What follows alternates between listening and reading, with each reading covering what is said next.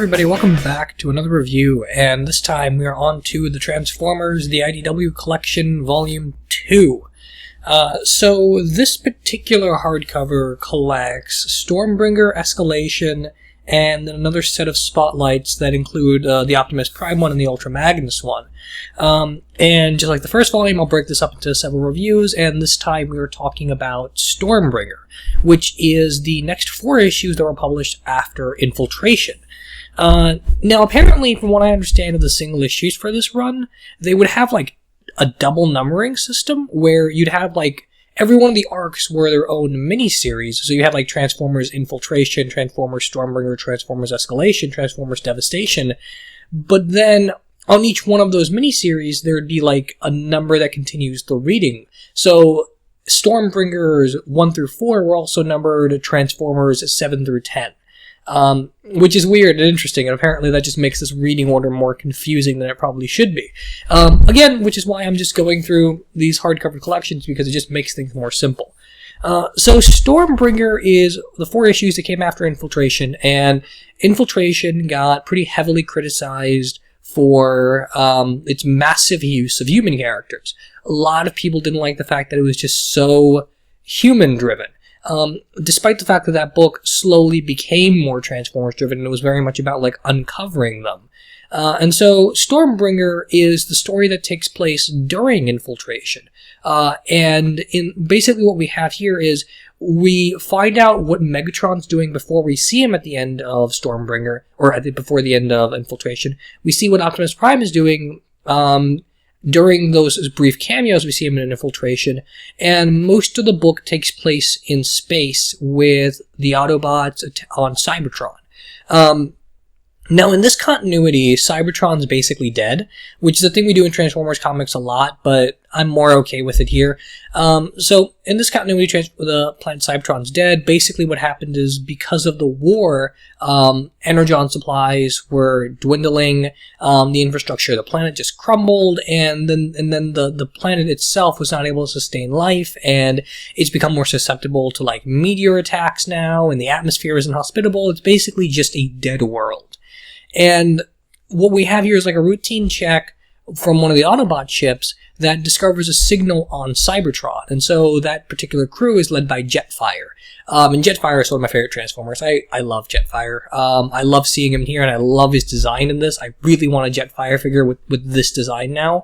And so they're led by Jetfire, and they go down to the planet Cybertron, and they discover Bludgeon, the Decepticon that was tasked with uncovering all of Shockwave's old files that we found out about in both Spotlight Shockwave as well as I think not Infiltration, maybe Infiltration. It's just, or Soundwave, sorry. We found out both in Soundwave and in Shockwave Spotlight issues that the Bludgeon story is basically he has to uncover what Shockwave was doing. He betrayed Megatron and is trying to revive Thunderwing. And here is his actual attempt to revive Thunderwing after those Spotlight issues. And what he's doing basically is taking, like, the Ultra Energon, as they've dubbed it, which is like OR-13 when we get to Escalation. They've taken the Ultra Energon that Shockwave has planted, and they're feeding it into Thunderwing in order to revive him.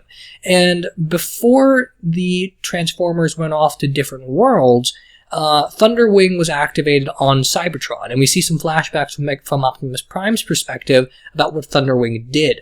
And Thunderwing essentially is this giant avatar for the planet Cybertron, this kind of force of nature, he wasn't that way before. What happened to Thunderwing, the way this book describes it, is he was one of the Decepticons and one of the only scientists on the planet Cybertron that wanted to temporarily stop the fighting so they could save their planet.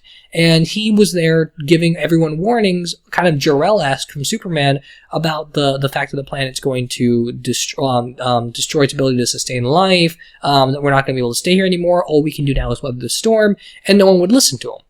And so, in trying to stop this from happening, or to try and at least save himself, he goes through, like, a biomechanical process where he, like, gets, like, organic parts spliced into him, and, like, it warps his mind, and it just becomes this all-powerful force of nature kind of thing.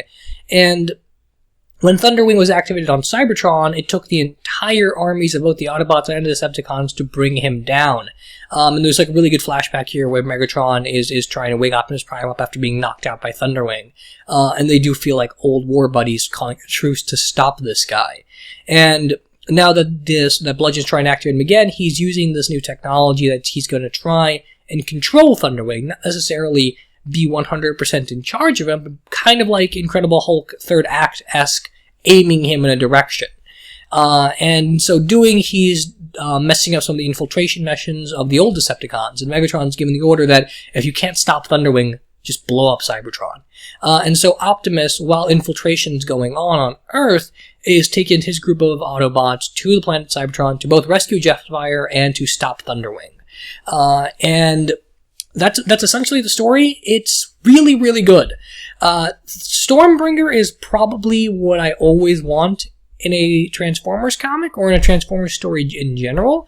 The more Transformers Prime started to do this kind of thing, the more I loved that show. The more Transformers Animated tried to do this, I started loving that show more. The Unicron trilogy was kind of hit and miss with that stuff, but like every time the Transformers stories slowly move away from the human stuff and just become all out about the wars for their planet and about the state of Cybertron and the mythology behind all that, I love it. I love when they do things like that, and I love that this particular continuity is kind of building some more anticipation when you see characters like Megatron and Optimus Prime, because they're the generals. They're in charge of both massive armies, and so just focusing on them in the regular course sort of diminishes their presence. And so the way Simon Furman's writing this is that we kind of treat them as almost presidential figures, almost as commander-in-chief style, where when they show up, it's a big deal. And again, like I said in Infiltration, Simon Furman is a master of writing all of these characters well. You can know exactly who you're listening to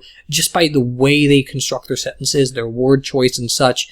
You don't even need the art in some cases to know who's speaking, which is very helpful, because if you go on the Transformers Wiki, they will help you point out a lot of errors in the art, which makes it confusing if you're just trying to go and like visually figure everything out. But Simon Furman is just such a good writer that that's not really a problem. Everyone's written really well. Everyone's coming right off the page. We're not getting a lot of history with these guys yet. We haven't gotten to the Optimus Prime spotlight yet. I don't think there is a spotlight for Jetfire. And then a lot of the other key players within Optimus's army haven't had spotlight issues yet. And so the overall plot is something we've heard of in Spotlight Soundwave and Spotlight Shockwave, but a lot of these characters you don't have an emotional connection to just within this universe and this story, and you kind of have to bring your own Transformers knowledge to sort of understand the psychology of it, and that's a problem for now, but going into the future, it's a little bit more remedied. Like, for example, when we get to Escalation, we'll see Hot Rod and Nightbeat show up, and we know who they are, and we understand why they're doing the things they're doing because we read both of those spotlights beforehand. So this is just something you kind of have to wait on and keep going. I said before that Infiltration kind of lives and dies, that whole first volume of setup kind of lives and dies based on what we do afterwards, and I can say pretty confidently that, at least through Stormbringer, I'm loving this whole continuity just more and more. Stormbringer is just so good. You've got this great idea with Thunderwing of being a tragic figure because he tried to save his planet and couldn't, and now he's kind of like this correcting force of nature. If you've ever seen the 2014 Godzilla movie, the idea that Godzilla is a creation of the callous of humanity, and when the world needs its cleansing, they awaken him to basically rectify things. And that's kind of what Thunderwing is. He's this all-powerful agent that's able to just blow everyone out of the water so Cybertron can continue to heal itself. And you can't really reason with him. That's not a thing we've seen in Thunderwing before. Thunderwing, as far as I remember, has always been like this kind of easy-to-anger Decepticon. Like, his whole thing has always been he's really powerful, he could be a great general and a good leader, but he's kind of nuts. And, like, he goes off the deep end a lot, and he kind of reminds me, the Thunderwing of the old continuity is in a lot of ways like Skyquake from Transformers Prime. And instead of that characterization, we have like this pure, not aligned to any one side kind of thing. And it really brings in more of the casualties of war sort of perspective from this. The way this reads, and particularly when we get to escalation, when we know how much political commentary is going on here, the way Stormbringer reads is like a massive metaphor for global warming. That Skyquake is the epitome of what would happen if we let that go unchecked, kind of thing. It feels like Cybertron is the greatest possible exaggeration of what would happen to planet Earth because of global warming. It's written very much to be like that. It's written very much to be, look at what we've done to the planet's resources, look at what our conflicts have done. There are a lot of moments where they kind of stop and marvel at, this was our home, look what we turned it into, kind of thing. And then the idea of the planet being able to heal itself, but in doing so, it has to eradicate the people on it.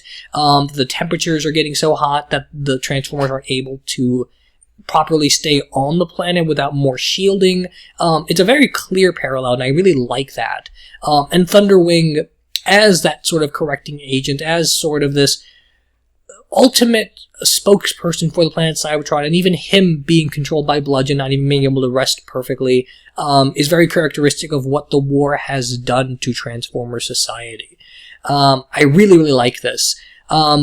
By the end of this, we find out why Optimus Prime shows up back on Earth, and it has nothing to do with Prowl's, the way Prowl's handling the mission on Earth, but because he finds out about like this Ultra Energon, and because he finds out, and because we know about the fact that they're going to siege mode and stuff, and because of what happened on Cybertron, Optimus is now more worried about the situation down there, and so he decides to go down, and we get a little bit more gap filling in between both infiltration and where Optimus Prime is and why he just shows up out of the blue.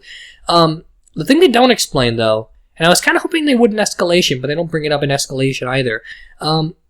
Optimus has got his very classic G1 design at the end of Infiltration, and here in Stormbringer, before that happens, he's got more of like a Cybertronian design, because obviously he hasn't come to Earth and changed his shape yet. But we never, like, get an explanation for what truck he saw that altered his appearance this much, because the kind of design he has going in Stormbringer, like this kind of two mounted cannons, two giant cannons on his hand, his whole, like, aesthetic is so different than it is in both Escalation and at the end of Infiltration, that I just kind of wonder what this acquiring secondary form thing does to a Transformer's arsenal. He just doesn't look quite the same, and I wish we got some kind of explanation for that.